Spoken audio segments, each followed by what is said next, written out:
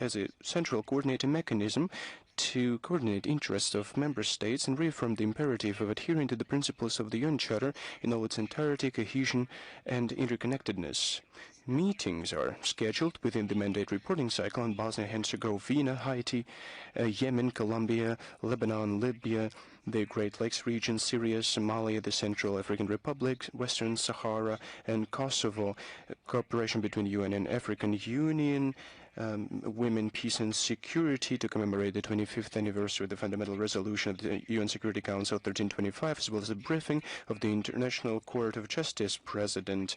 The mandate of the UN mission in Kosovo will be extended, as well as the mission to to help Libya and to hold referendum in Western Sahara and Operation Althea in Bosnia and Herzegovina, as well as an issue to extend sanctions on Haiti.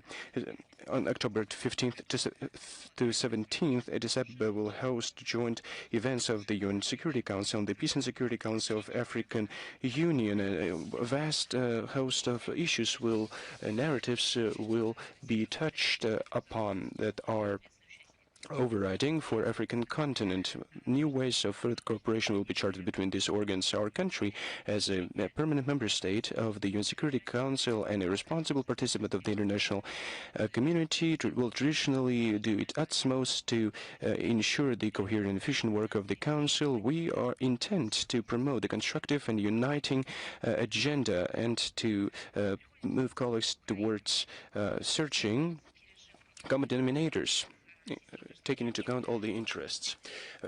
Ukrainian militants are continuing to terrorize the peaceful population. This is an international terrorist unit. We have regularly commented on the Zaporozhye NPP. A couple of weeks ago, the AFU showed this region, and the Zaporozhye NPP Dnipro high-voltage power line was damaged, which resulted in the termination of the plant's external power supply. By covering such reckless actions of Kiev, EU and NATO countries encourage Ukraine to attack peaceful nuclear facilities again, and which makes them directly complicit in these acts. October 7th, overnight into October 7th, an AFU drone attacked a part of the Novo-Voronezh NPP. The drone was captured, but it detonated. There were no damage or people who were injured, but there was a dark mark where the shell detonated. The collective West, as usual, preferred to not notice this act. Of the past week, Ukrainian armed shellings and strikes of UAVs injured 70 people, 12 died, including one child. 59 were injured, including 5 minors. I'd like to dwell on a couple of examples so that the world community knows about the crimes of the Kiev regime. The Belgorod region, October 3rd, AFU militants shelled settlements and civil facilities. They shelled about 70 different munitions. 2 people died, 3 were injured. October 4th, in the settlement of Gora Podol, a UAV dropped detonation devices, which resulted in various shrapnel wounds that were sustained by a 16-year-old boy. In Belgorod, 4 civilians were injured. October 5th, a UAV massive attack, including FPV drones, injured 6 people, including a 10-year-old teenager and 15-year-old boy.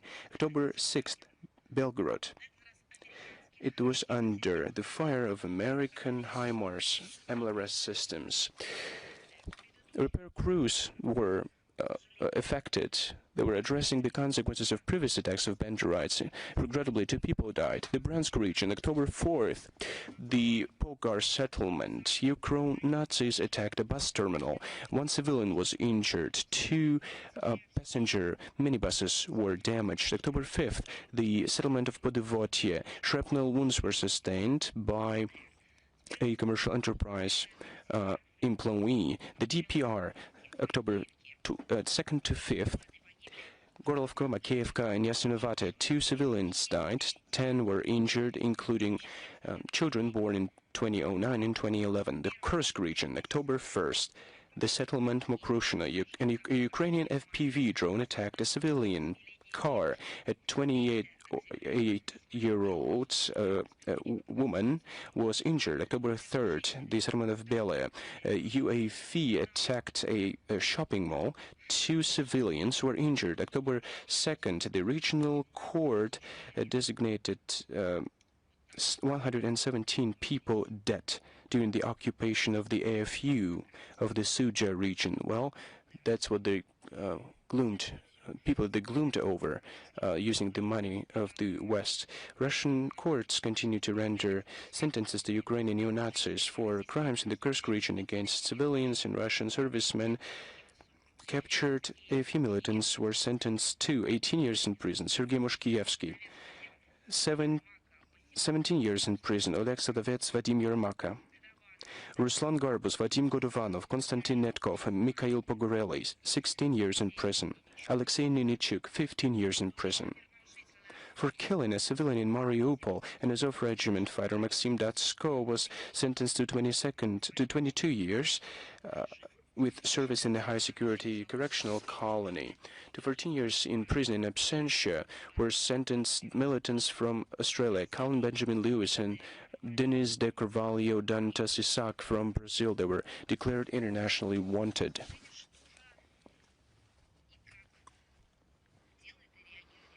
Just look at the reaction of the European Union. You can look at the photographs of the killed children, the civilian, peaceful population.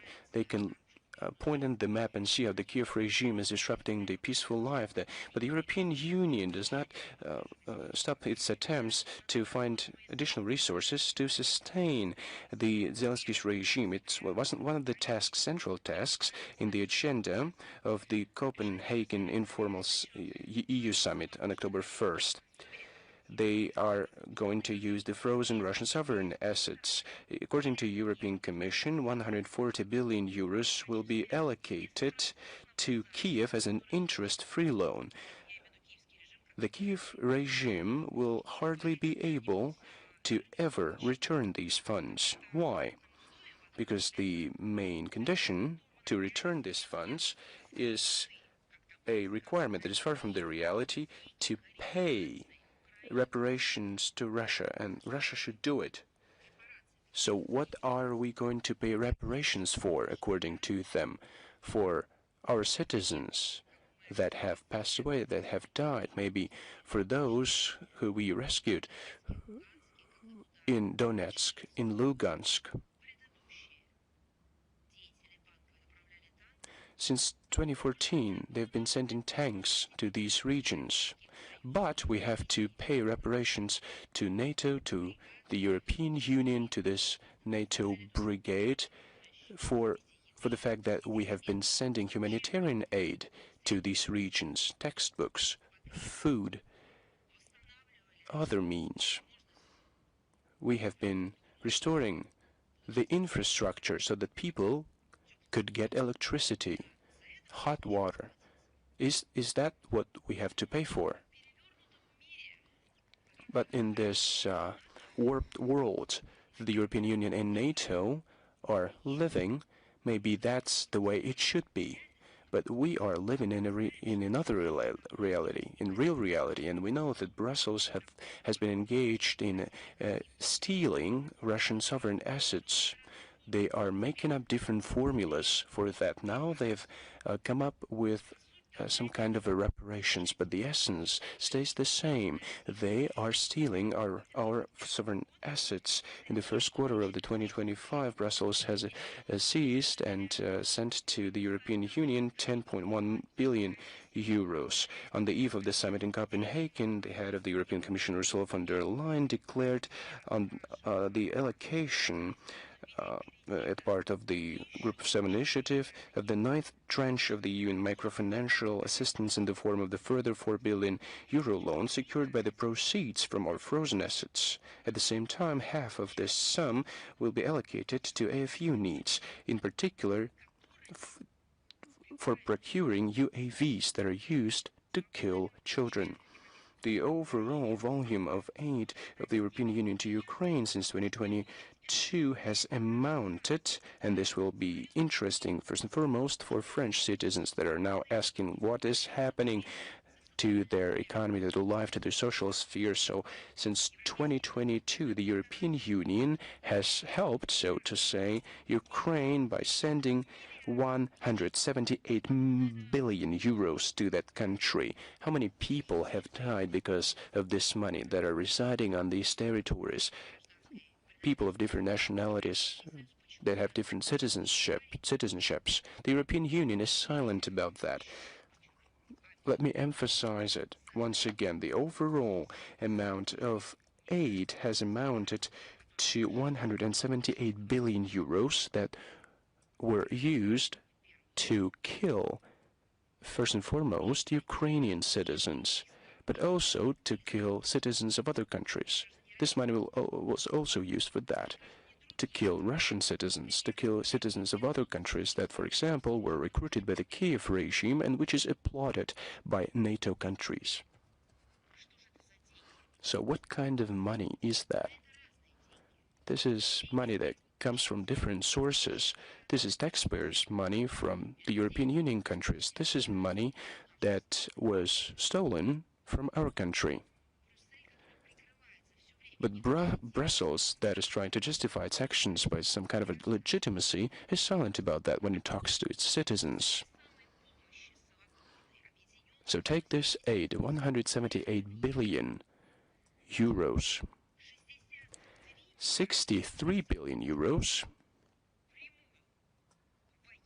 was allocated to direct military aid. So only for these bloodshed purposes, over 63 billion euros were allocated. The Brussels finds it more and more expensive to sustain the Zelensky regime.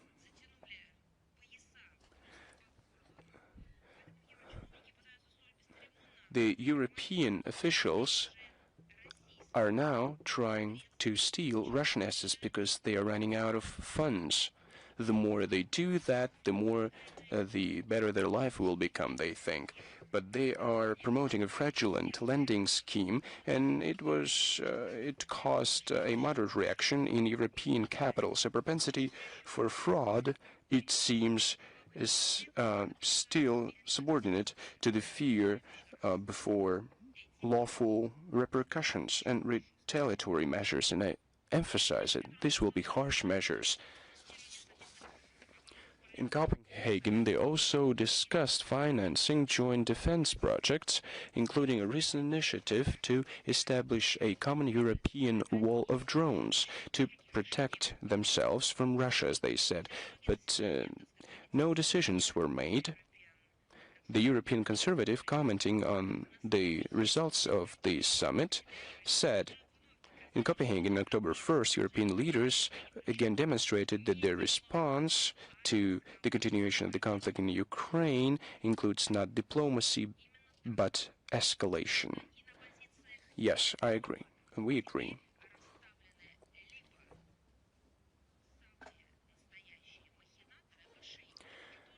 People who hold posts of European officials engage in machinations, and they should be prosecuted. Those are people who have no knowledge of diplomacy.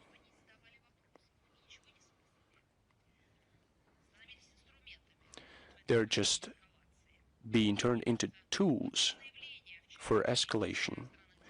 Yesterday, Finland's foreign minister made a statement saying that Russia allegedly violated all principles of OSCE, the 10 principles. It does not hold any water. One can only understand such statements in the following way. The head of the Finnish foreign ministry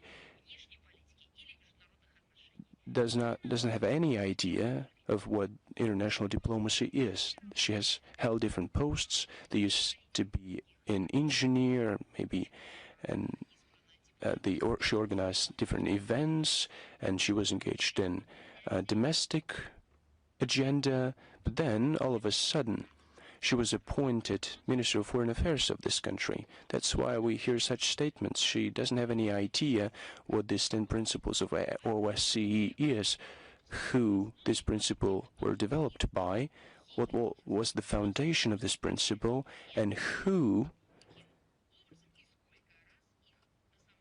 has violated them in reality. October 2nd, Copenhagen held the 7th summit of the European Political Community. Its agenda included migration, economic security, and hybrid threats. But the main emphasis was on Ukraine. The tone of discussion was set by President of the European Council, Antonio Costa. They have to think about root causes. They have to look at their own economies and what is happening to these economies due to their manipulations in Ukraine. Despite logics and facts, he said that their actions were aimed at supporting and maintaining peace, not the war. They have aggressive rhetoric. They're allocating money for war purposes. He called upon giving Kiev military, political, economic aid and to mobilize forces to strengthen the collective European defense in face of the Russian threat. But actually they invented that Russian threat. They publicized that widely, and now they take the decision to strengthen the alleged collective European security. Zelensky, who was present, presented his list of wishes of Ukraine. There is the entire coalition of the willing there, the willing Zelensky. It was the prioritized Ukraine requirements list, the loan financing of defense projects, security action for Europe, the new strong package of anti-Russian sanctions by the European Union that used to be 18 packages. Now it will be strong packages. The use of Russian assets, their theft, as Zelensky put it, the future of Kiev. Actually, his requests were ignored by everyone because the participants were busy with their own problems and used this platform for sideline meetings. In general, the European political community, advertised by a French president as he put it, a new space for cooperation. That's his words, but it did not live to the expectations. But actually they have created so many forums these years, completely useless, without any results. The understanding was just paralyzed. Why the purpose of holding those forums? Some people think that if the forum is held, it's a result already, but tell what you want. Measures for Ukraine, and then you will be able to understand whether you have gained it or not. But to hold forums by coalitions just for the sake of their name, just to make statements, empty statements, and implementing some initiatives, it's just needed to distract attention from their own problems and not the resolution of the problems that exist, the problem of Ukraine. The only achievement of this format is the demonstration of anti-Russian agenda as this instrument destined to distract their own citizens from their own tasks, purposes, and about the tragedy in Ukraine. It's about the continued forced mobilization, but I think it's just a genocide of Ukrainian people. the sad outcome of those two European gatherings in Copenhagen that disappointed Zelensky. He requested from his, so to say, partners to fork out for budget deficit coverage the sum of 8 billion euro for the maintenance of the army and to finance the hostilities in 2026 that would amount to from 25 to 120 billion euros. Actually, Western curators link the volumes of military shipments to Kiev regime with the number of mobilized people in Ukraine. What does that mean? They paid to Zelensky for him to kill the Ukrainian citizens. It's an old idea of Central Europe. It has already been tested, has already been implemented in the ideology, the philosophy of European countries in 1930s, 1940s to destroy the Slavic Eastern European population. They called it differently, but on that very territory is the territory of Ukraine, among others. And when the EU NATO curators of Zelensky's say that they will pay him only when he will force to go to slaughter, to send to slaughter his own citizens. It's not just civilized, it's just lack of any humanity.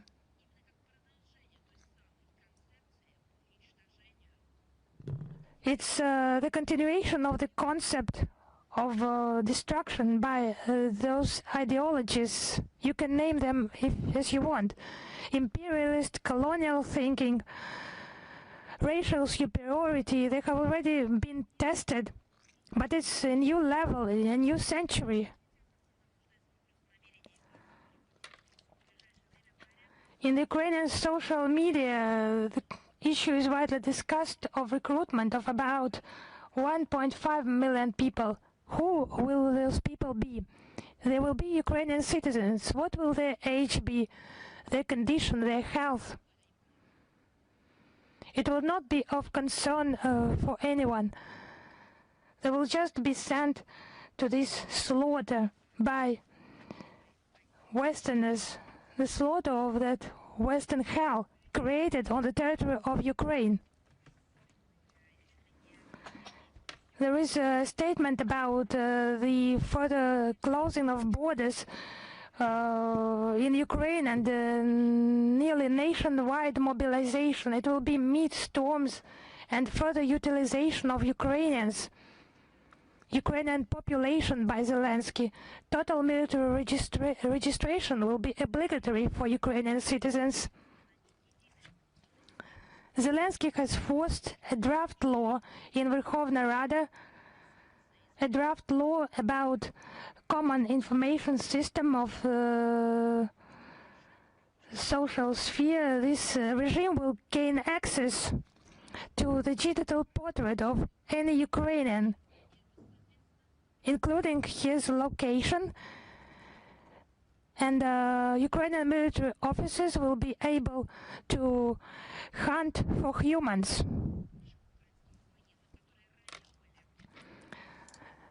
Information has also been published about catching former Ukrainian fighters.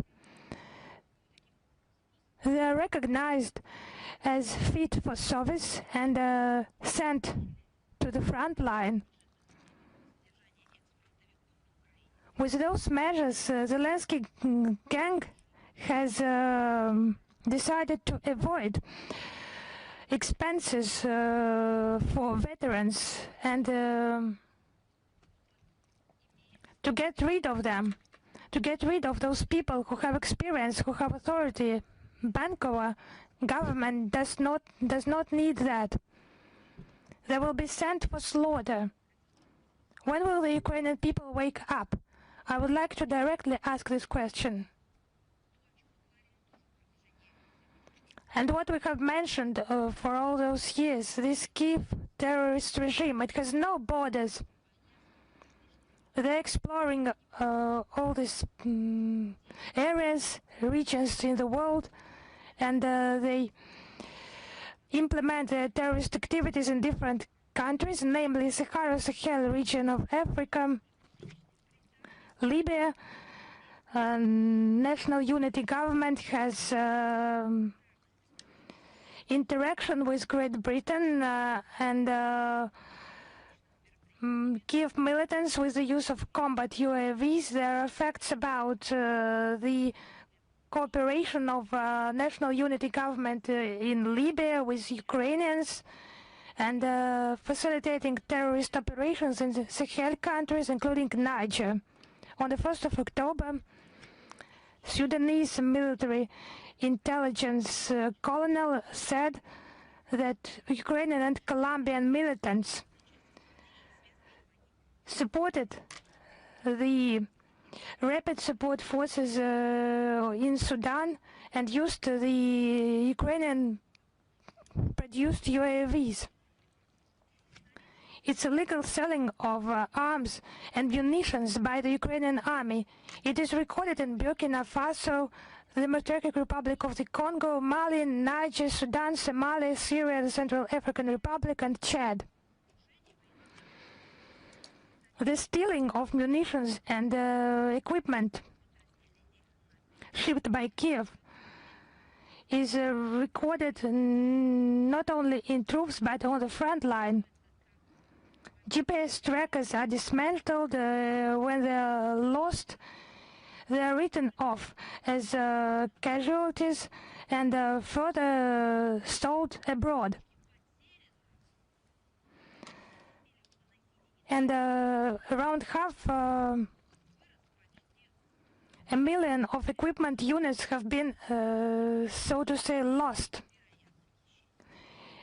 In 2024, it was 270,000 cases of possible theft. Also, insinuations by the Kiev regime about alleged threat from Russia. On the 3rd of October, Deputy Foreign Minister of Ukraine, Sergei Kislitsa, tried to frighten the countries of Europe, mentioning Russian agents and moles who launch UAVs in Denmark and Germany. Of course, there was no proof of that, no evidence. It was just attempts to whip up anti-Russian hysteria. And he even mentioned quotation that the Kremlin is already at war with Europe. It's about receiving more money. That's the purpose of Zelensky's statements. And that's the explanation why they should provide this money. I would recommend to Kislitsa not to invent those myths that the Russian trace, but to read the European media about the detention in Germany and in Norway of the suspects in launching UAVs in Frankfurt, Roswell and Svolvær. Who were they? They were citizens not connected with Russia in any way, citizens of Germany, Croatia and some other countries. These facts once again confirm the urgency of the tasks of denazification and demilitarization of Ukraine and the elimination of threats from its territory. All these goals will be certainly achieved.